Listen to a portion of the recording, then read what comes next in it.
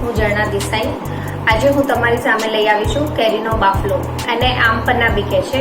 આમ પન્ના એટલે કે કાચી કેરીનું શરબત, અને એ અત્યારે એટલું બધું પોપ્યુલર છે અને એનાથી ઘણા બધા બેનિફિટ બી થાય છે। કેરી એટલે તો અત્યારે સિઝનનો રાજા કહેવાય, અને કાચી કેરીમાં વિટામિન સી ભરપૂર હોય છે।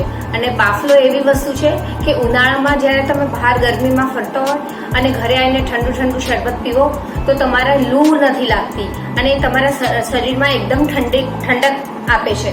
એના માટે આપણે આજે કેરીનો બાફલો બનાવીએ। મારી પાસે જો આ કાચી કેરી છે, દેશી કાચી કેરી લેવાની છે અને એને 4 થી 5 વિસલ આપી અને આ રીતે બાફવાની છે, અને બાફી અને એના छिलका ઉતારી લેવાના છે। આ રીતે કેરીને 4 થી 5 વિસલ આપ્યા પછી ઠંડુ પડે એટલે આ રીતે એને કાઢી લેવાની છે અને એને આવી રીતે પીલ કરી દેવાની છે, એટલે એનો બધો પલ્પ આપણે લઈ લેવાનો છે આવી રીતે। અને પછી એના ટુકડા કરી અને આપણે એક મિક્સર જારમાં નાખી દેવાના છે।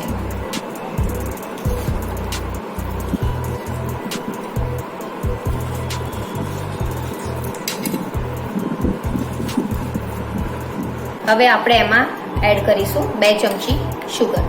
શુગર તમારે તમારા જરૂરિયાત પ્રમાણે લેવાની છે, પણ જેટલી કેરી હોય એનાથી અડધી તમારે શુગર લેવાની છે।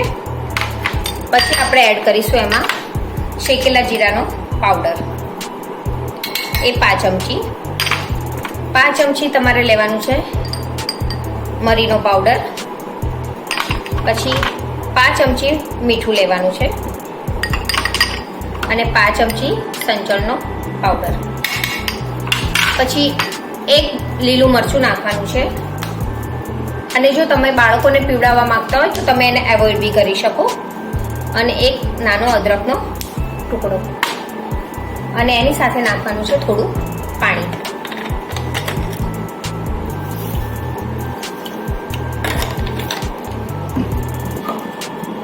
અને આ બધું મિક્સરમાં સાથે મિક્સ કરી અને એને આપણે ચર્ન કરી લેવાનું છે, પીસી લેવાનું છે।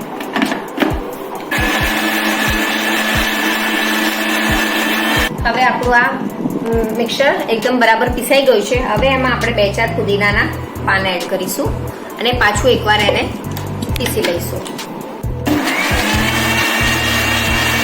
હવે આ આપણું મિક્સર તૈયાર છે। હવે આપણે આમાં એકદમ ઠંડુ પાણી અને બરફ એડ કરી અને આપણે આમ બનાવીશું। હવે આપણે જે આ મિક્સરમાં પીસ્યું તો એ આપણો કોન્સન્ટ્રેટ તૈયાર થઈ ગયું છે, અને તમારે એને જો ગાળવું હોય તો તમે ગાળી બી શકો છો અને એમને બી યુઝ કરી શકાય છે। તો એના ફાઈબર્સ અંદર હશે તો એ બી આપણો બેનિફિટ છે। અને આ ગાળ્યા પછી જો એકદમ મસ્ત ફુદીનાની એવી મસ્ત સુગંધ આવે છે કે જોઈને જ પીવાનું મન થઈ જાય।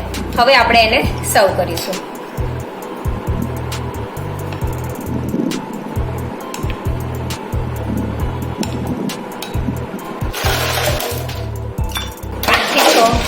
બરફના પીસીસ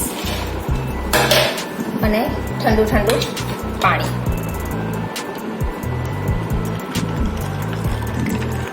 હવે એને મિક્સ